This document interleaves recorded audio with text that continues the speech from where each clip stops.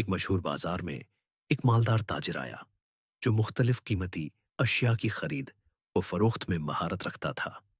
سفر کے دوران وہ اپنے ساتھ ایک بٹوا بھی رکھتا تھا جس میں 800 دینار موجود تھے۔ اتفاقاً وہ اپنا بٹوا کھو بیٹھا۔ وہ شدید پریشان ہوا اور اس نے ہر جگہ اپنے کھوئے پیسوں کو تلاش کرنا شروع کر دیا۔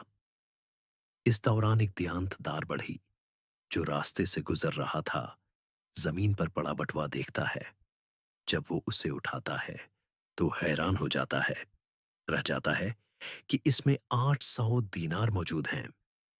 بڑی ایماندار تھا اور جانتا تھا کہ کسی کا اتنا زیادہ پیسہ کھونا یقیناً اس کے لیے بہت تکلیف ہوگا کا باعث ہوگا۔ وہ فوراً فیصلہ کرتا ہے کہ وہ اس بٹوے کے مالک کو تلاش کرے گا اور اسے واپس لٹائے گا۔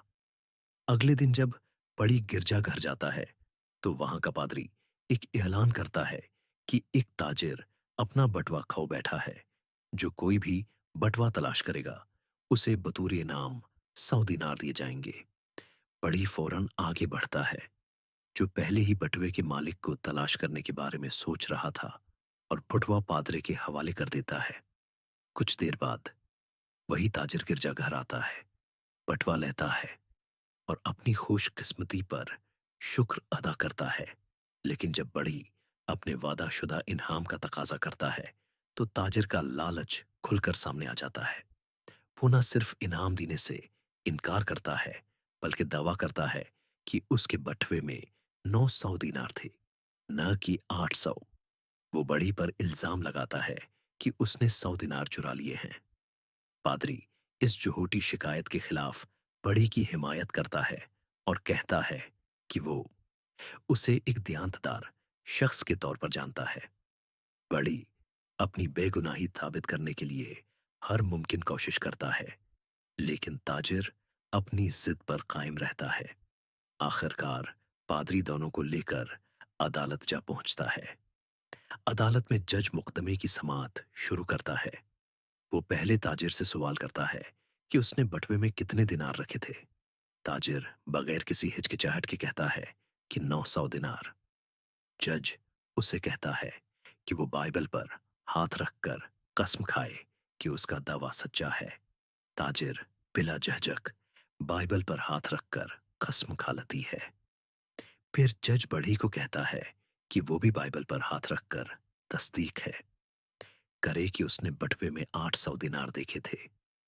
بڑی بھی سچائی پر قائم رہتا ہے اور بائبل پر ہاتھ رکھ کر قسم کھا لیتا ہے۔ اب سب لوگ جج کے فیصلے کے منتظر ہوتے ہیں۔ جج کچھ لمحے سوچنے کے بعد اپنا فیصلہ سناتا ہے۔ یہ واضح ہے کہ بڑی کو 800 دینار ملے تھے اور تاجر کہتا ہے کہ اس نے 900 دینار کھوئے ہیں۔ اس کا مطلب یہ ہوا کہ جو بٹوا بڑی کو ملا تھا وہ تاجر کا نہیں ہو سکتا، چونکہ کوئی اور مالک سامنے نہیں آیا۔ لہذا یہ رقم ایماندار بڑھی کی ہے اور تاجر کو چاہیے کہ وہ اپنے 900 دینار کی تلاش جاری رکھے۔ یہ سن کر تاجر ششدر رہ جاتا ہے۔ وہ اپنی لالچ اور جھوٹ کے انجام کو دیکھ کر پشیمان ہوتا ہے، لیکن اب کچھ نہیں ہو سکتا۔ جج کا فیصلہ منصفانہ تھا اور ایماندار بڑھئی کو اس کی ایمانداری کا صلہ مل گیا۔